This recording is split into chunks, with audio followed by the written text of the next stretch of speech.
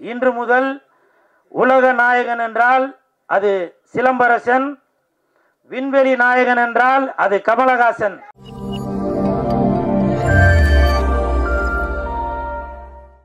பரமசிவன் ஃபாத்திமா இந்த படத்துல நடித்திருக்கக்கூடிய கூல் சுரேஷ் அவர்கள் இப்ப பேச வருவாரு.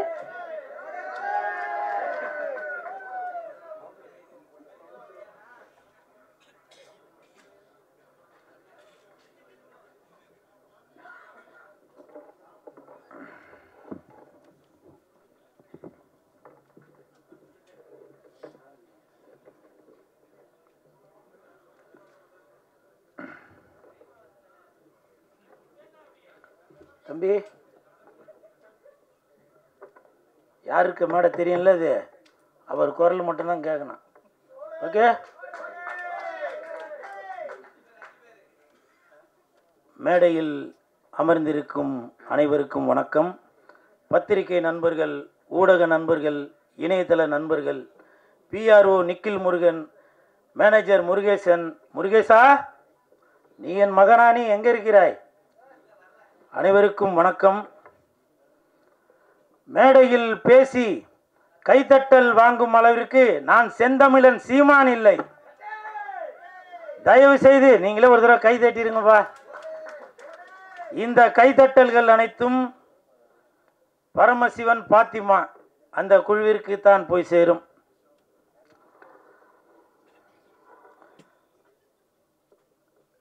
செந்தமிழன் சீமான் சார், அண்ணே வணக்கம்.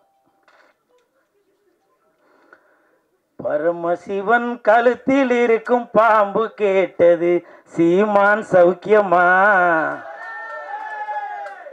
இருக்கும் இடத்தில் இருந்து கொண்டால் எல்லாம் சௌக்கியமே, இசக்கி சொன்னது.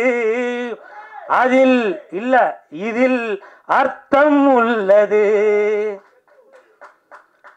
இயக்குனர் திரு இசக்கி கார்வண்ணன் அவர்களிடம் நான் கேட்டேன், சார் நம்ம படத்திற்கு இசை வெளியீட்டு விழாவுக்கு யார் சிறப்பு விருந்தினராக வருது அப்படின்னு. அப்போது இயக்குனர் சொன்னாங்க, 2 சிறப்பு விருந்தினர் வராங்க, ஒன்று சீமான், இன்னொன்று கூல் சுரேஷ் அப்படின்னு சொன்னாங்க. அந்த இடத்துல ஒரு திருத்தம். என்ன திருத்தம்னா, சிறப்பு விருந்தினர் என்றால் அது சீமான், சிரிப்பு விருந்தினர் என்றால் அது கூல் சுரேஷ். அதற்கு ஒரு காரணம் இருக்கு. என்ன காரணம்னா, சீமான் என்றால் எழுச்சி, கூல் சுரேஷ் என்றால் குளிர்ச்சி, நாம் தமிழருக்கு உண்டு வளர்ச்சி.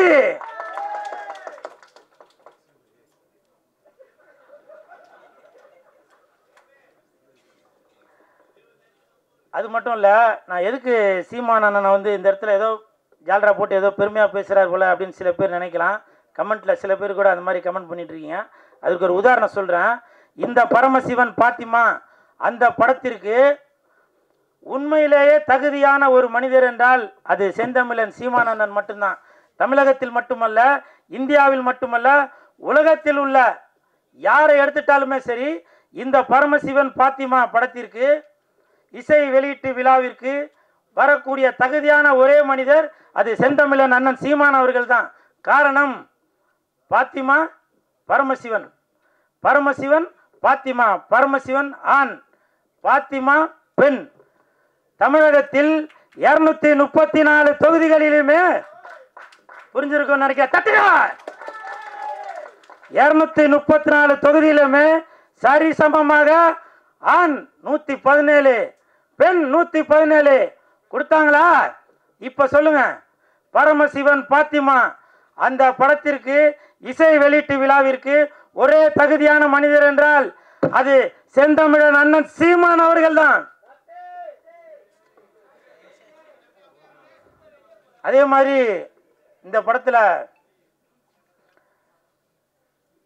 இசக்கி கார்வண்ணன் அவர்கள், இயக்குனர் அவர்கள் நிறைய டைலாக், அது நம்ம பார்க்கும்போதே நம்மளை அறியாமலே கண்டிப்பாக நீங்கள் படம் பார்க்கும்போது தெரியும் பாருங்கள், அந்த கூஸ் பம்ப்ஸ்ன்னு சொல்லுவாங்களே, அது நடக்கும். காரணம், நானே அதில் சில வசனங்களை பேசியிருக்கேன், அவர் சாருக்கு சொல்லி கொடுத்தது தான். மத பிரச்சனைன்னு சொல்லாதீங்க, 2 மனிதர்களுக்குள்ள பிரச்சனைன்னு சொல்லுங்க அப்படின்னு ஒரு வசனம் வரும். ஜாதி பிரச்சனைன்னு சொல்லாதீங்க, இது ஜனங்களுக்குள்ள பிரச்சனைன்னு சொல்லுங்க அப்படின்னு சொல்லி அந்த படத்தில் வசனங்கள் வரும். அப்படி இன்று மக்களுடைய மனநிலையை புரிந்து கொண்டு அந்த படத்தை இயக்கி வசனமும் எழுதி தயாரித்து இருக்கிறாரு இயக்குனர் இசக்கி கார்வண்ணன் அவர்கள்.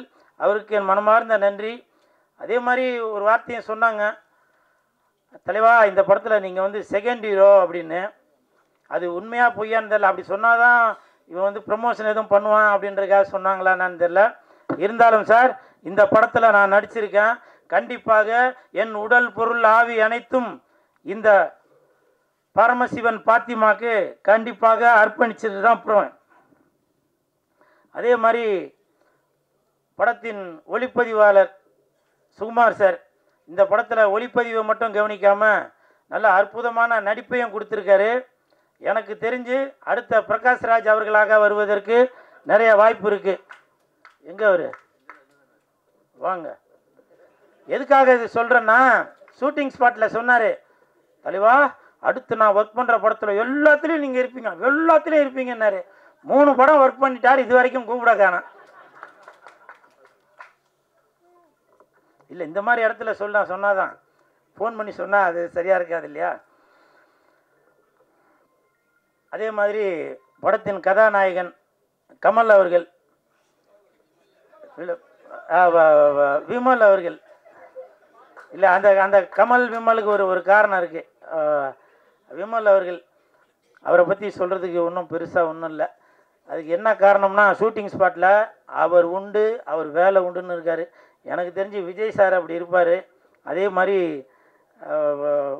விமல் அவர்களும் தான் உண்டு தன் வேலை உண்டு அப்படின்னு இருக்கார். கூப்பிட்டாக்க ஷாட்டுக்கு வராரு, இல்லைன்னா போய் பேசாமல் உட்காந்துறாரு. அப்படி ஒரு அற்புதமான மீது நான் ஃபஸ்ட்டு அவர் கூட தான் அந்த படம் ஒர்க் பண்ணியிருக்கேன். ஸோ வாழ்த்துக்கள் விமல் சார், வாழ்த்துக்கள். தம்பி உன் பேர் நம்ம விஆரா? விஆர். அந்த தம்பி வந்து என் பக்கத்தில் உட்காந்துருக்கும்போது நான் எழுதிட்டு இருந்தேன், ஆனால் என்னையும் கொஞ்சம் இப்போ நல்லா பில்டப்பாக சொல்லுங்கண்ணா அப்படின்னா. ஆனால் அவன் பேசும்போது அது சொல்லியிருக்கனால அது சொல்ல காணாம். இருந்தாலும் பரவாயில்ல, அந்த தம்பி விஆர் இந்த படத்தில் நல்லா நடிச்சிருக்கான். அந்த பொண்ணு கூடயே சுற்றின்னு இருப்பான். அவருக்கும் என் மனமார்ந்த நன்றிகளை தெரிவித்துக் கொள்கிறேன். அப்புறம் மிகப்பெரிய நன்றி இயக்குநர்களுக்கும் இசையமைப்பாளர் உங்கள் பேர் என்ன சார்? தீபன் அவர்களுக்கு என் மனமார்ந்த நன்றி. ஏன்னாக்க நான் ஆடுற மாதிரி ஒரு பாட்டு போட்டு கொடுத்துருக்கீங்க, மிக்க நன்றி. ஏன்னா என்னையும் இந்த மாதிரி ஆட முடியும் அப்படின்னு சொல்லி எனக்கு ஒரு பேர் ஒன்று கொடுத்து, அந்த பேர் வந்திருக்காங்களா? அதெல்லாம் வரவேணான் இருப்பீங்களா? கூல் சுலேஷ் வளர்ச்சி பிடிக்காதாப்பா? என்ன பாலா? ஆமாம் ஆமாம், சிவசிவாய. அப்புறம் இந்த படம் வந்து ஜூன் 5ஆம் தேதி தான் ரிலீஸ் ஆக போகுது அப்படின்னு சொல்லி இயக்குனர் அவர்கள் என்கிட்ட சொன்னாங்க. உடனே எனக்கு வந்து ரொம்ப கன்ஃபியூஸ் ஆகி போச்சு. ஏன்னா அன்னைக்கு தான் தக் லைஃப் படம் ரிலீஸ் ஆகுது. அப்போ நான் வந்து சார்கிட்ட கேட்டேன், சார் அன்னைக்கு தான் தக் லைஃப் படம் வருது, அப்போ கமலுக்கும் விமலுக்கும் போட்டியா அப்படின்னு கேட்டேன். ஐயோ அப்படிலாம் இல்லை சார் அப்படின்னாரு. அப்போது சிம்புவுக்கும் கூல் சுரேஷுக்கும் போட்டியா அப்படின்னா, ஐயோ அப்படிலாம் இல்லை சார் அப்படின்னாரு. நான் வந்து இயக்குனர் அவர்களிடம் ஒரு தாழ்மையான ஒரு வேண்டுகோள் ஒன்று வைத்தேன். என்னன்னாக்க, அன்னைக்கு என் தலைவன் எஸ்டிஆர் அவர்கள் நடித்த படம் வருது, அதனால் நீங்கள் ஒரு நாள் தள்ளி ஜூன் 6ஆம் தேதி வைங்க அப்படின்னு சொன்னால் அந்த வேண்டுகோளை ஏற்றுட்டார். ஏன்னா இதுதான் என் தலைவன் எஸ்டிஆருக்கு நான் செய்யும் கைமாறு. இது வந்து பெரிய போட்டி எதுவும் இல்லை, இருந்தாலும் என் தலைவனை நான் இப்படி தான் பார்க்கணும் அப்படின்ற ஒரு எண்ணத்தில் தான் சொல்கிறேன். என்றைக்குமே வெந்து தணிந்தது காடு, வெந்து தணிந்தது காடு, சீமானனுக்கு வணக்கத்தை போடு. அப்புறம் இன்னொரு முக்கியமான விஷயம், கமல் சார், நீங்கள் வந்து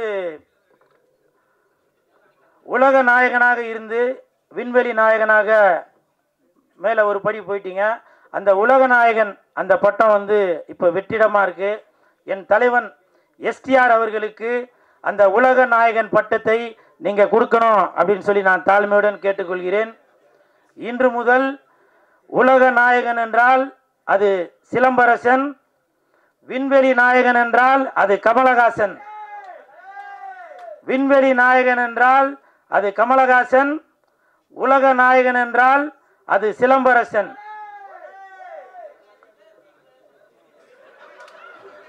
என்னவோ சொன்னீங்கப்பா, கேட்கலவா? பரமசிவன் பாத்திமா வருகின்ற ஜூன் 6 கொஞ்சம் பார்த்துமா. நன்றி நன்றி நன்றி நன்றி.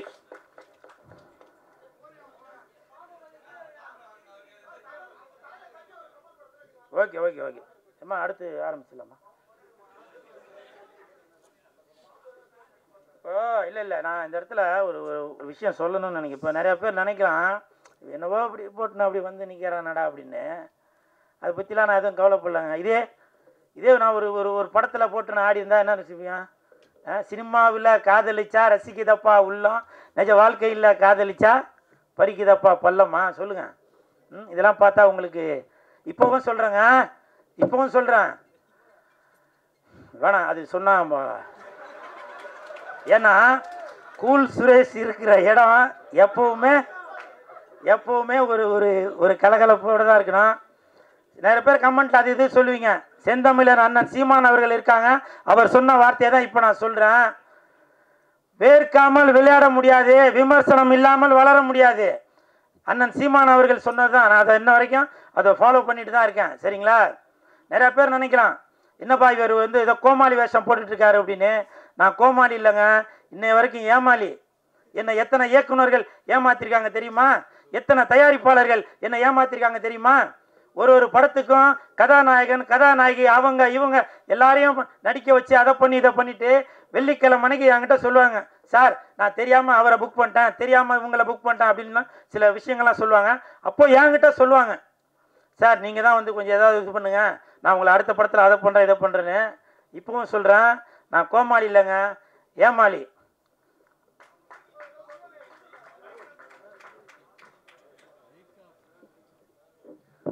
நன்றி. அடுத்ததாக இந்த படத்துல ஒரு முக்கியமான கதாபாத்திரத்தில் நடிச்சிருக்கக்கூடிய திரு மகேந்திரன் சார் எங்களுக்காக மேடைக்கு வரணும்.